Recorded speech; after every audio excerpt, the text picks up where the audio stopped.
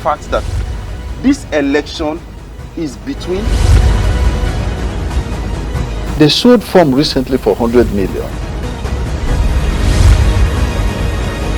There's no meaningful development that can happen without peace, without us being united.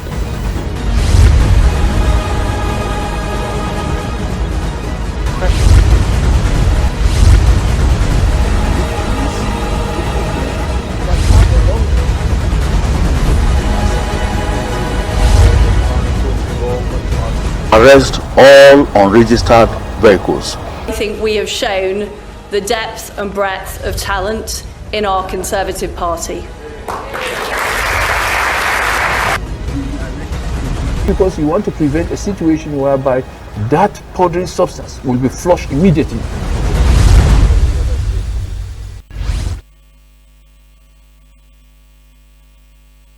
Straight Talk right here on Bright Television, home of talk and entertainment. Please don't forget that the program is basically designed to look deep into issues that affect Nigeria as a country and Nigerians as citizens. Welcome to the program. My name is AYOBAMI. Kindly follow us on all our social media platforms on Instagram, Facebook, and catch us live on YouTube. Make sure you get your TS TV decoder, channel 102 on TSTV Africa.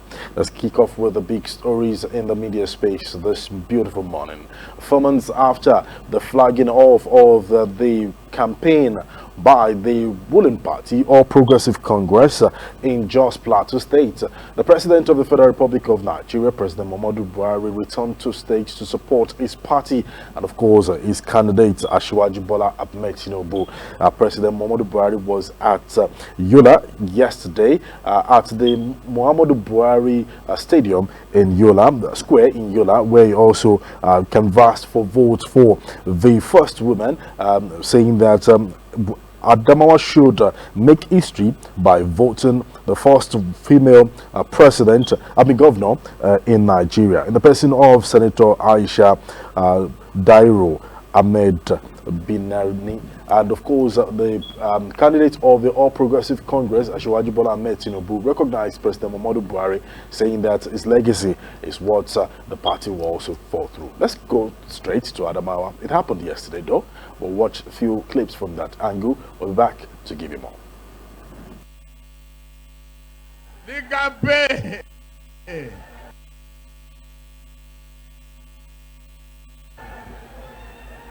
Through our woman, a brilliant Binani,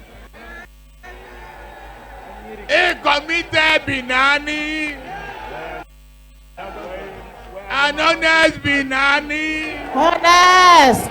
next governor Binani, Hey. say Binani, Say Binani. say Binani, Say Binani. say employment Binani, Employment Binani. joy happiness Binani, Happiness Binani. welfare Binani, Welfare Binani.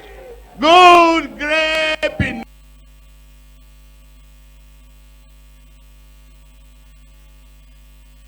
Welfare Binani.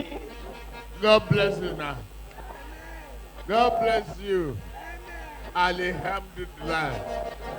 Today, it is the day of Adamawa. We are prodding out in Yola. We are saying it's not men only. We have capable women.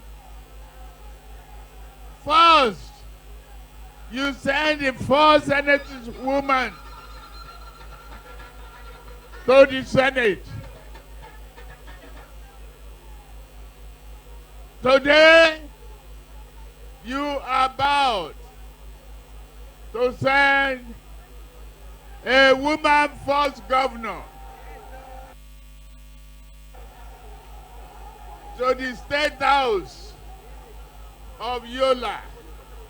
Will you do it? Will you do that? Will you do that for us? Raise up your hand. If you are voting Binani, Binani is a success. His daddy is honest.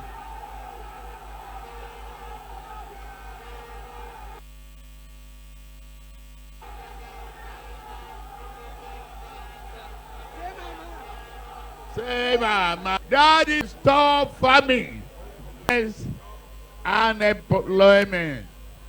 All of you expect that we will get you engaged properly.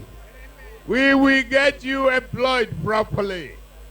We will pay attention to you. All right, as you watch Bola Tinubu right there in Yola, Adamawa State, where the President Muhammadu Buhari also raises that up to acknowledge his candidature as the presidential candidate of the ruling party. Away from that, the opposition party, the presidential candidate of the People's Democratic Party, Alhaji Atiku Abubakar, yesterday saw him arrived in London to honor the invitation of the British government. The spokesperson and director of public affairs of the PDP Presidential Campaign Management Committee, Senator Dino Milai, disclosed this to a television station. Milai said during this 2-day working visit, Atiku will engage with various government organizations. At the attack of Edo train station, the little development right there, indication shows that 6 victims of Edo train station have been rescued as we speak right now. The NRC denies shutdown of Edo State after passengers kidnapped. You recall that on Sunday there was an attack at the station in Edo State where some hoodlums actually abducted some persons, about 32 persons in that region. We cross straight to watch what the deputy governor of the Edo State, talking about Shuaib, Dr. Shuaib, what he has to say, and after that we'll return again to give you more on this program this morning.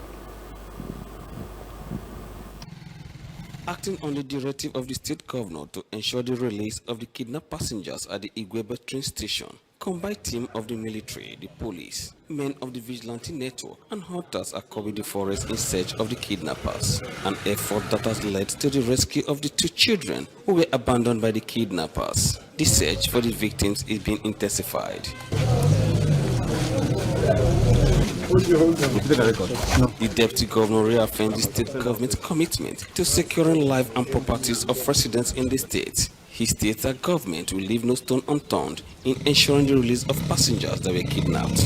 What is key is that Edo will be too hot for anybody to attempt to do what they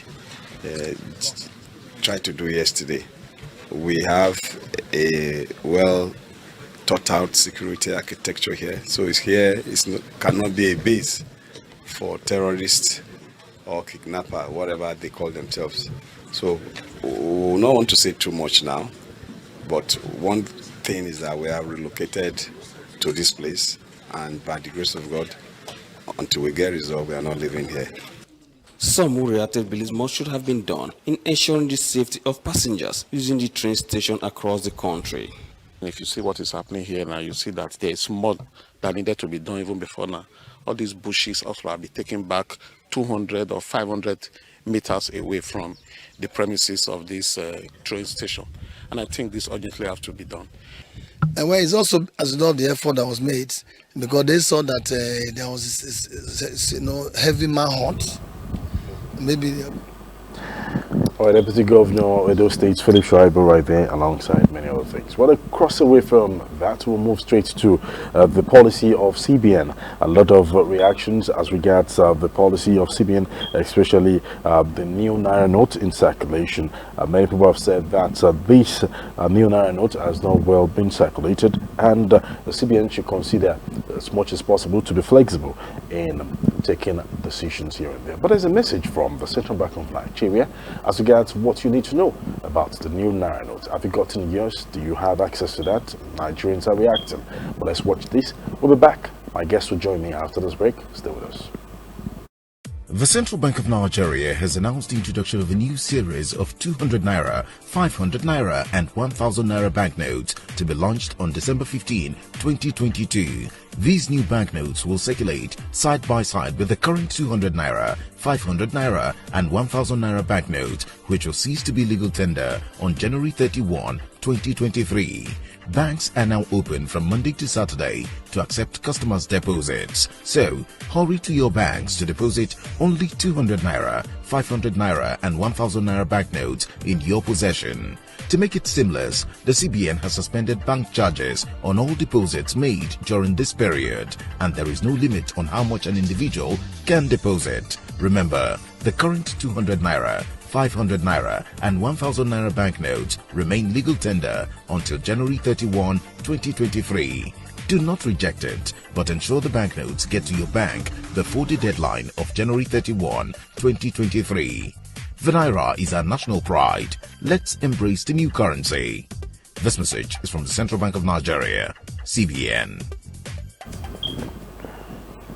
Well, a message from the Central Bank of Nigeria. INEC has said that because of the security issues in Nigeria, might want to consider postponing the elections, and Nigerians will definitely have been reacting to that. To join us on, to look on this issue and of course the state of nation and many other matters arising, he's a comrade, first time he'll be coming on the program this year, and of course he's a concerned Nigerian, an advocate of peaceful coexistence in our country and an ambassador of youth in a great country Nigeria. I'm talking about Comrade Austin OSAGIE. Thank you so much for joining us on the program this morning. Thank you for having me. Happy New Year to you.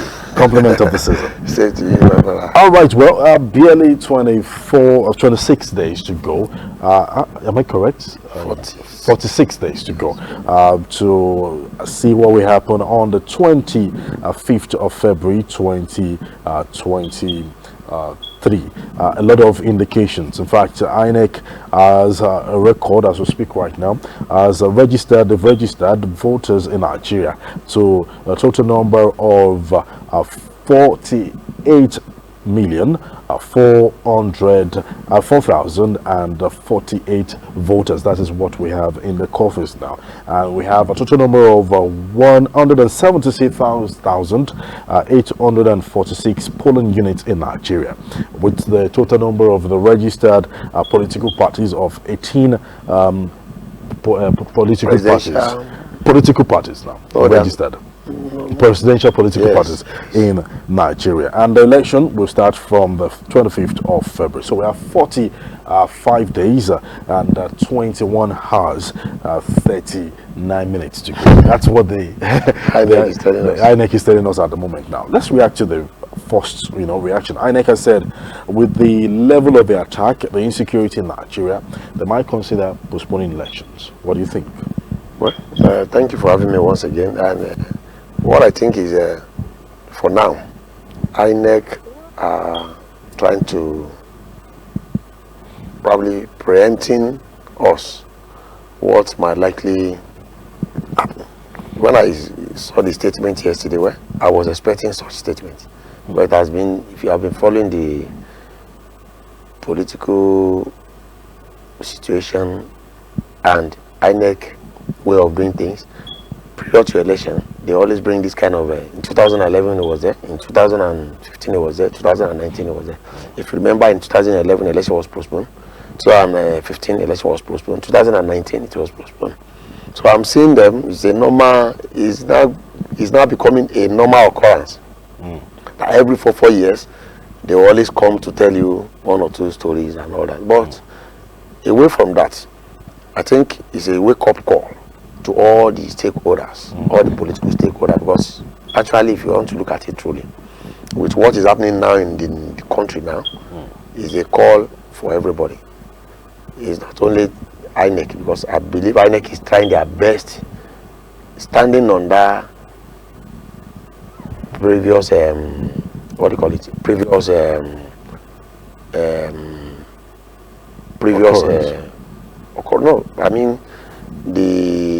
last their last press conference, okay, saying that Beavers stance, and I believe the pressure they are getting now that make them to come out yesterday to say probably the election might not hold, is that the election might be postponed or might not hold, is that they are getting fire or pressure from the political parties, whereby the politicians know that if Beaver stands, the game is over of politicians. Then that means Nigeria is going to decide.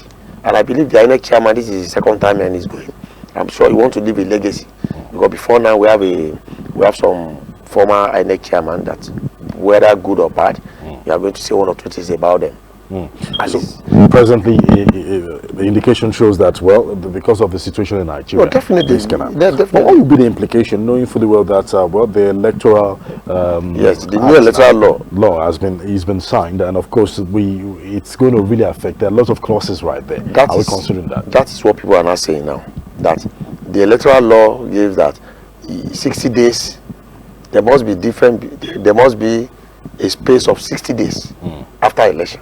So meaning that if you are postponing the election till March, and which we don't know the date in March, because you can't just postpone the election for 1 week. That one will work.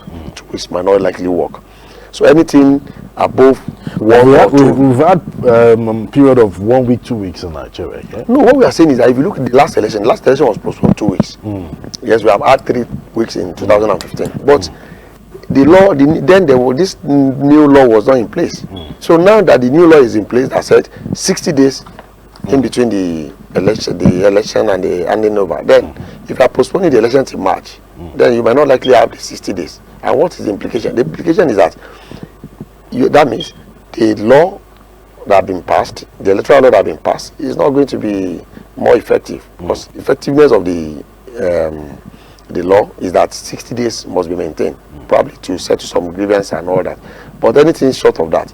But whether we like it or not, and I've said it before now, Nigerian, if you have been following politics, economy and everything in Nigeria, it's always a usual occurrence that election will be postponed, which I think is not good for a nation like this, except we are not serious.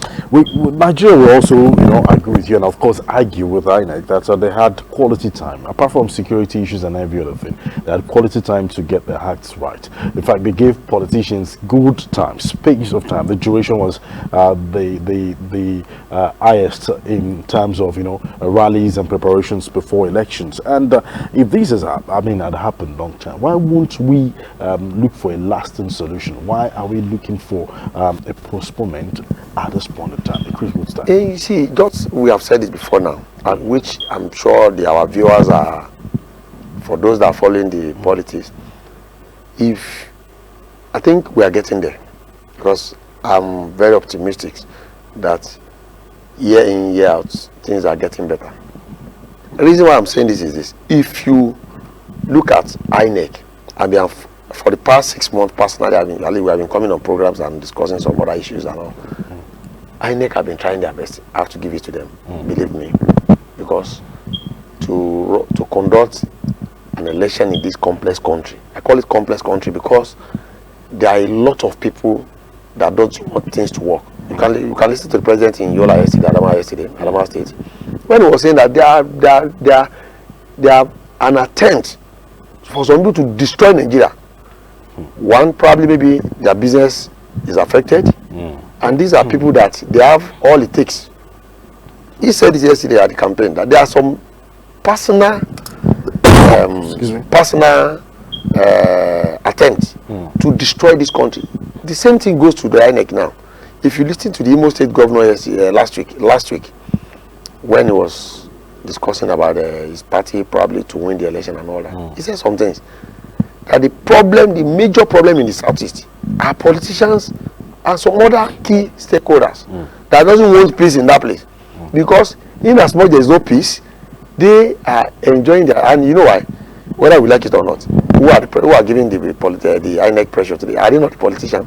Because there are some politicians that knows today in Nigeria as it stands that if normal election, what happened by normal election is that if one man, one vote election is being conducted today, there's some people that cannot win. We can't just be mentioning their name. They cannot win. There's some political party that they will be surprised because right now Nigerians are not taking it. I'm talking about the poor masses now, or the masses. They are not taking, because whether we like it or not, for the past 8 years, the masses are fed very bad. Very bad in the sense that look at all indices. Look at the poverty rate, look at from security to economy and all that. Whether we like it or not, who are the more affected? The masses have been, because whatever you are saying today, look at the prices of yesterday, look at the prices today. So the politicians are the one giving. So whether we like it or not, to me, it's not a fault, or probably maybe for me sitting here to be blaming INEC. The major problem today in this country have been the politician, because majority of them knows that if BVAS is being used today, some of them will be surprised. Well, interesting conversation indeed. INEC has also said that they have over 7.28 million registered voters who are all young and, of course, youth, according to INEC Commissioner. But let's look at little statistics. As at Monday, 12th of December 2022, from 1999 to 2022, the little statistics of the kinds of attack that's been carried out against INEC. Well, in the year 2019, a lot of states, 4 states were affected with 8 incidents. Now, Osun, Bayelsa, Akwa Ibom, and Imo State were all affected. 4 states in 2019. 2022, we had recorded 9 states being affected, of course, caused by some 22 incidents in that year. Osun also there, Ondo, Lagos, Imo, Abia, Anambra State, Cross River, Borno, and Taraba states part of those affected in 2020. In 2021, indication shows that 7 states were affected with 12 incidents. Now, Kaduna is there, Ebonyi is there, Akwa Ibom, Abia, Imo. Again, Imo is also part of each, Anambra State and Enugu State. In 2022, before just on 12th of December, according to the report. Now, 5 states been affected: Ogun, Osun, Imo again. And we have Enugu and Ebonyi. Imo is affected, and elections must hold. But somebody has wrote a letter as a New Year gift to Nigerians, the former president of the Federal Republic of Nigeria, saying that the youth should take these elections seriously. And the figure is right there: 7.28 million registered voters for the youths. How do you think the youth will come out to impact in this election? Well, we would, just as you said, whether we like it or not, the casualties of this government, or the casualty of Nigeria today, 90% of them are youth. Tell me today, most of this attack is being carried out by the youth. Because what? They are jobless. Majority of youth today are jobless. Even the one that has skills, they can't do anything. So we have been discussing this, and we have been canvassing for this. And that's why you see that some of us are at the forefront campaigning that the best country that all of us are dreaming of having is youth country, whereby the youth are going to be productive. Look at some other countries that we are looking around the world. I'm talking about progressive country, not just a country that the majority of people that are doing things there are the youth. So whether we like it or not today, it has been a kind of a message to the entire youth in the country that this is the only opportunity we have. This is the only opportunity we have to take the country back to ourselves. If you fail this 2020, because the implication, and I was in a fora, one of the fora about some weeks ago, where we have discussion of youth and youth development, and my contribution was this: this is the only opportunity we have, because you know why? If you get it right now, that means we are close to achieving our goals. And what is the goals? The goals is that at least 60-70% of the youth, let them be engaged. So we are not telling the youth now, look at all the presidential candidates that are justing for the #1 position of the country now. Who do you think have your own interest? Because it's not only by saying, I will do this, I will do that. If you look at about 4 or 5 of them now that at the forefront now, they are at one point or the other serve the country, maybe as a governor, as a minister, as a vice president and thereabouts. So now, out of all these people now, who among them do you think will not just always be sitting somewhere and be dishing out? Because one of the problems we have today is that we have a leader, probably when they are running for election and all that, you see them on the campaign podium and all that. Immediately they won the election, they go back to the office. They will sit somewhere and somebody will be making their decision on their behalf. No. So this is the only opportunity the youth have now, which is 2023 election. This year, to change the wrong. Yes, we might not get there immediately, but having a youthful president or a youth-minded president, whereby believe that, because whether we like it or not, any developing country, because we are a developing country in the world now, any country that's serious, I'm talking about for developmental issues and all that, have to be a youth-oriented government or country, whereby they are going to put their youth back to what? Back to work, back to production technologies and all that, whereby, because you look at Nigeria today, I was in Apo of recent, and I saw, that was last year, December last year, a 2022 Lexus, and the mechanic was repairing it, and I was asking the guy, are you trained abroad? Because he said there is no car they cannot repair, meaning that even the car that we are not manufacturing, bring it, they will repair it. Just to fix it. So if we have this kind of brain, and we are, because we look at the Japa syndrome now, almost the best brain. If you look at people that are working in the media industry, people like you, people are working in the banking industry, in IT, the health sector, they are living, and they are not just living in. Okay, then if all these guys live, when they get there, the government of those countries find them suitable for their own economy. They give them all what they need, and they will even tell them, invite your parents, invite people that you know you love. They won't allow them to come back. So whether we like it or not, the message to the youth now is that the Nigerians, the political bourgeoisies or the political leaders now have given us an ample opportunity now to do what? To choose whoever we want, whether we like it or not. My dad is 70-something years old, going to 80 years old today. My dad have used their time. Yes, we will appreciate their time and everything, bringing us up and all that. But this is our own time too. This is our time to see what we can do. So the message to the youth today is that 2023 election, we are all going to come out. So if you have not collected your PVC, go and take your PVC and stand there. Not only just going to vote and ensure that your vote is counted. Because whether we like it or not, there's been a usual slogan in Nigeria that they vote. But we are telling them this time around, the vote will count. So that's just the message. So the message to it is that we are going out, and we are encouraging as much as possible youth to come out and see, vote, and let their vote make an impact. All right. Do you agree with the other statement, President Obasanjo's letter, that says the youth should take 100%. And of course, it's an endorsement. He also, a lot of people have attacked him as regards. Yeah, you know, for the endorsements, I was in a, because he extracted the situation. I was in a radio program. The endorsement is a matter of choice. Are you getting me now? For those that are aligned with his philosophy or his teachings and all that, yes, they might. But to me, endorsement or no endorsement, the message is this: youth, take back your country. That's just the message. So whether you like it or not, wherever and if you look at the majority of the voters coming now, even the younger voters now between the age of 18 to 22, I think they are the majority. So that means the first time voter now, how much? First time and second time voter, probably those who have voted 4 years ago, and those that are going to vote this year, they are the majority in all this chart of voting. So it's a big message. Obasanjo have critically, if you look at, people come to criticize his letter and all that. Yes, I have some aspect that personally I will criticize, because I tell people today, if I'm sitting here today saying something like this, whatever I'm saying now, am I practicing it?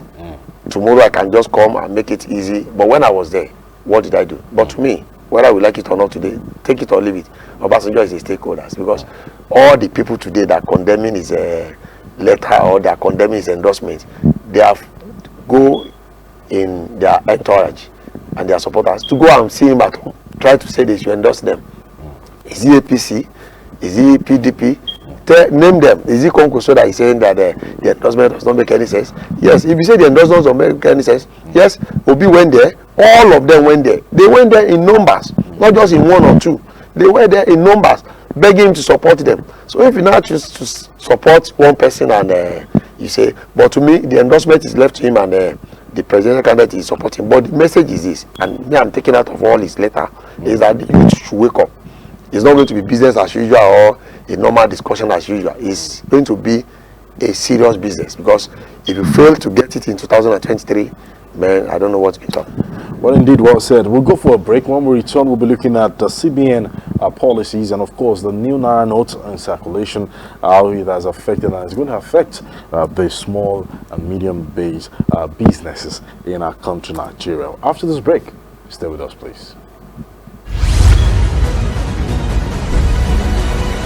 Tell you for a fact that this election is between. They sold farm recently for 100 million. There's no meaningful development that can happen without peace, without us being united.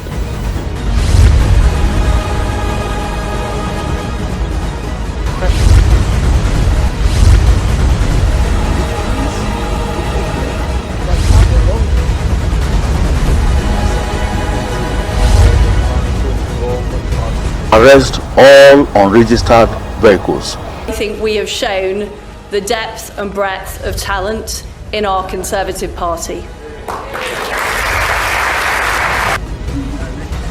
Because you want to prevent a situation whereby that powdery substance will be flushed immediately.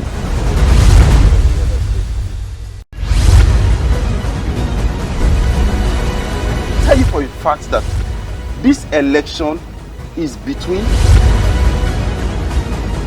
They sold farm recently for 100 million. There's no meaningful development that can happen without peace, without us being united.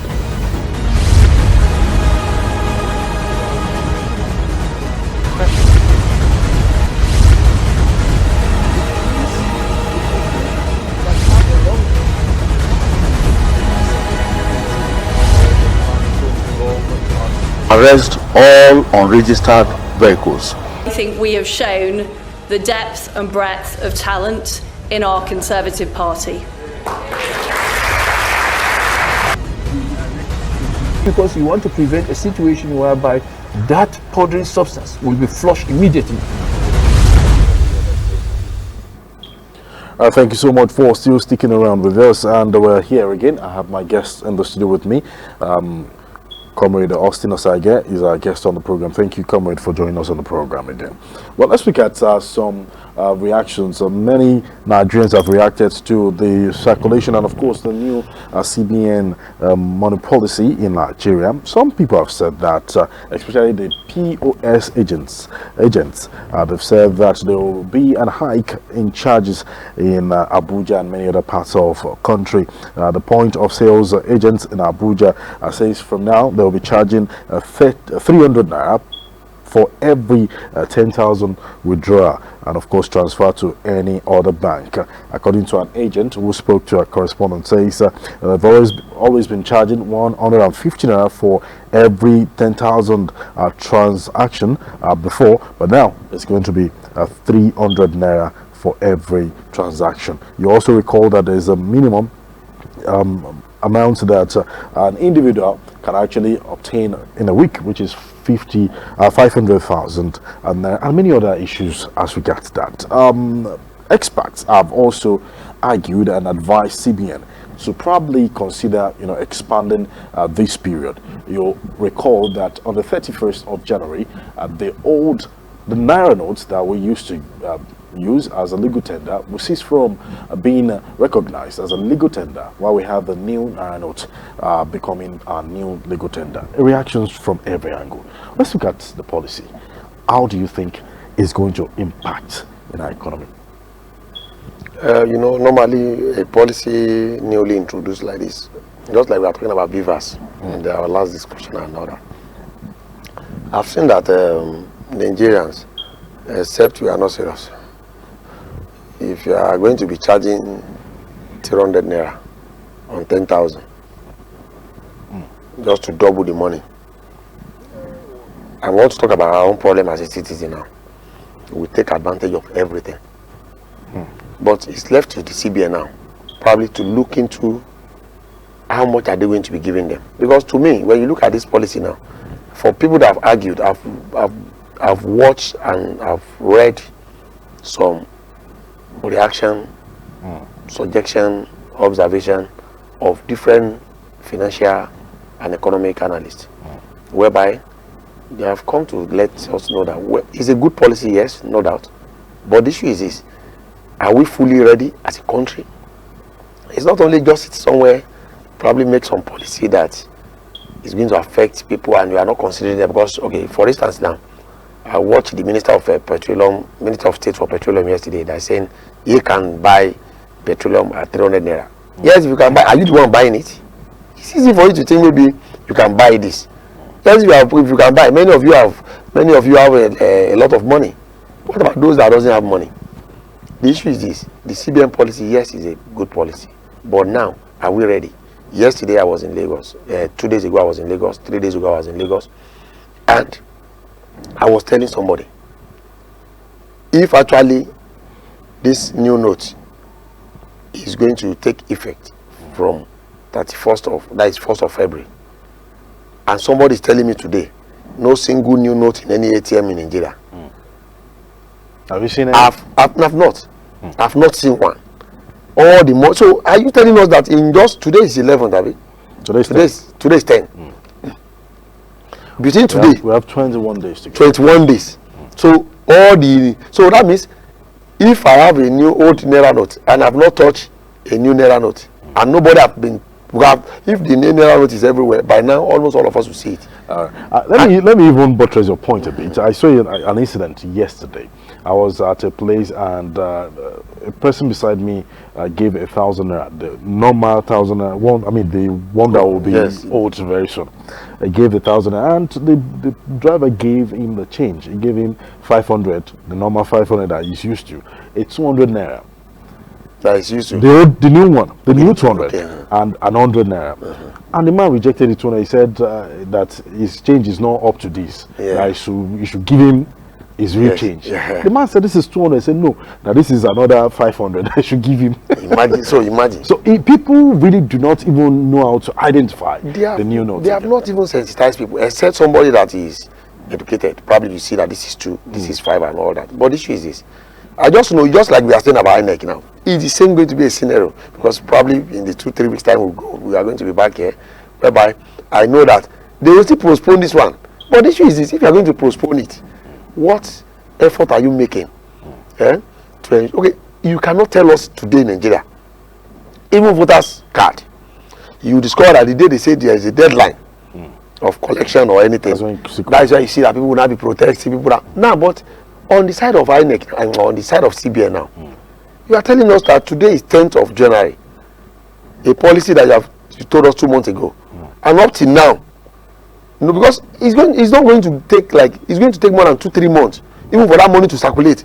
Now 3 weeks to go to majority of the what do you call it? I'm not talking about ATM now, not even the POS now. Majority of the ATM in Abuja today, they are loaded by old Naira note.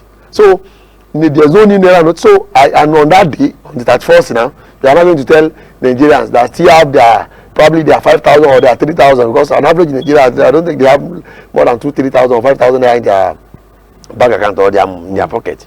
Say that money is going to expire. They cannot use it again. Man, there is going to be war in this country. So I think for them to be able to prevent this future occurrence and all that, they should make. I'm sure. That one, if you ask me, I'm very sure they are going to extend the date of. But they are saying it. Reaction is everywhere. No, they are saying it last week. Central Bank of Nigeria has already said there's a restriction, and of course it starts from yesterday. They even said it is no going back. But if you are telling us no going back, probably on that 31st, majority of us will sleep at the bank, because if I have 2,000 naira that day, and you said my money is going to expire, I'm not going to get it again, then I would rather sleep in the banking hall, so that as I'm waking up the following day, I wake up with the bank must give me. So I think It's not going to be a joke issue. Anyway, for those the remote areas too, the reactions everywhere. But don't forget, the CBN, Central Bank of Nigeria's policy on restriction on daily cash withdrawal takes effect from the 9th of January, which is yesterday. And according to that policy, it indicates that individual and corporate organizations can only have 500,000 naira and 5 million naira respectively. You also recall that the Central Bank of Nigeria ordered deposit money banks not to pay customers making over the draft. So everybody will definitely get the new cash either from this ATM and every other part of your transaction points. But away from that, we'll cross straight to security as we wind down on the program.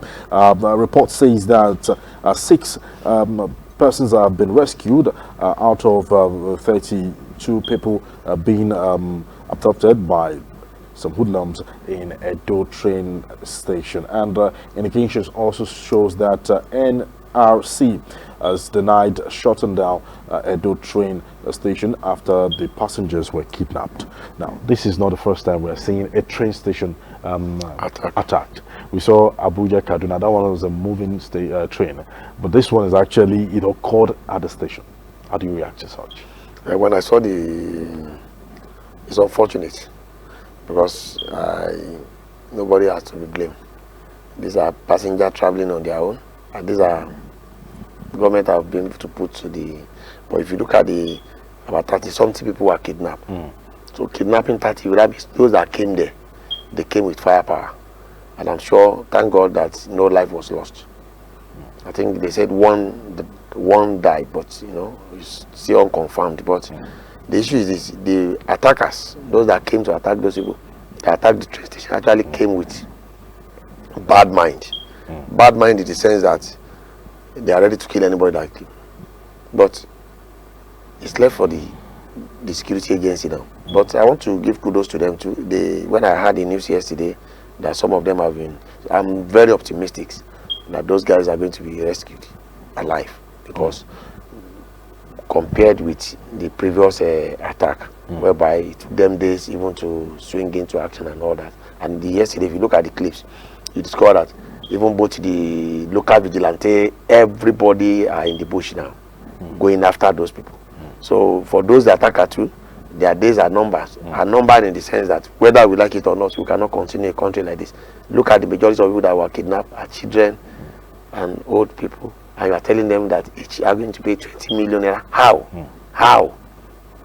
Majority of them enter the train because probably it's cheap. They couldn't afford.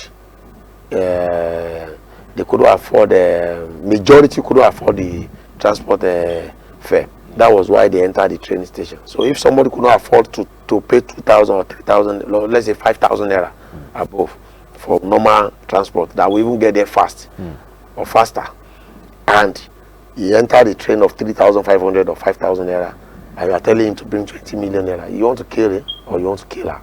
And again, you are kidnapping children. Children will not pay what? And in the country of this kind of country we are today, that if whether we like it or not, it affects everybody.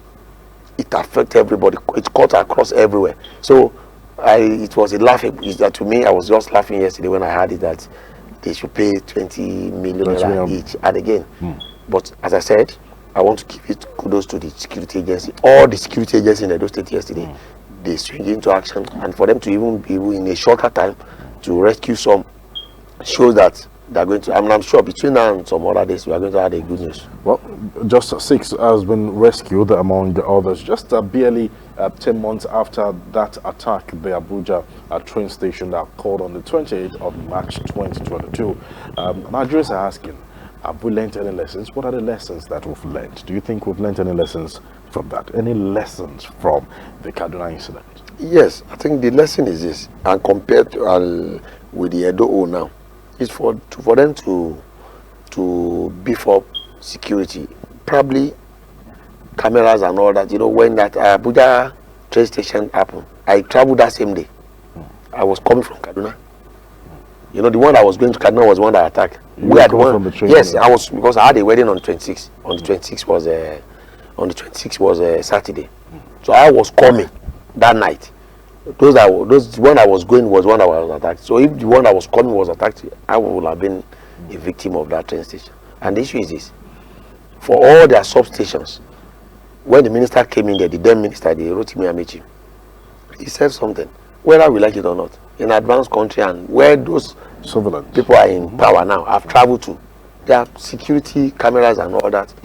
So like this one now, I'm sure it will have made their job easy, assuming all there's hiding camera, because where those people face, how they attacked and all that, so if there should be cameras and all that, there should be more security. It's not only by somebody carrying, because just as I said, the attackers that came in there, I'm sure if they see anybody with any firepower, they are going to gun them down. So that means there will have been more casualties. They will have even maybe in the process of trying to exchange fire.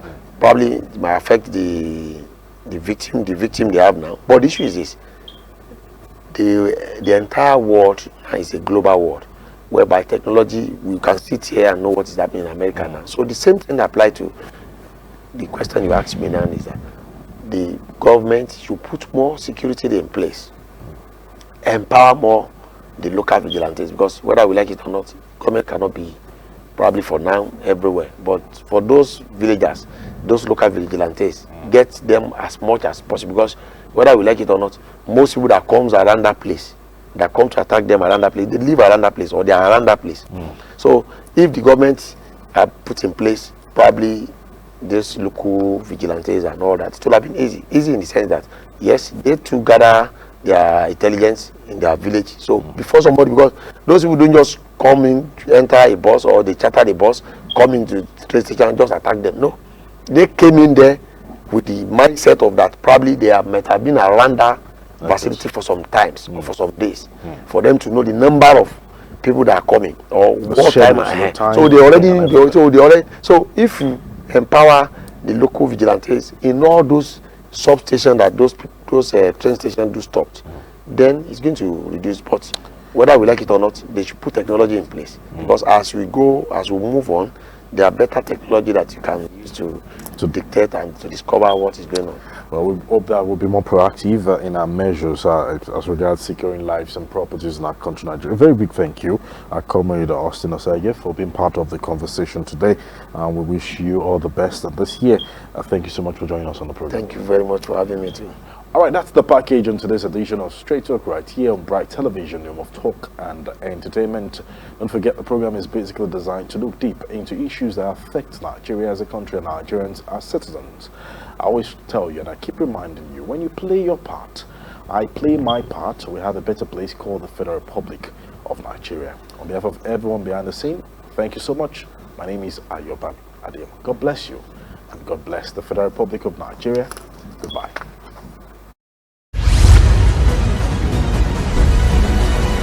Tell you for a fact that this election is between.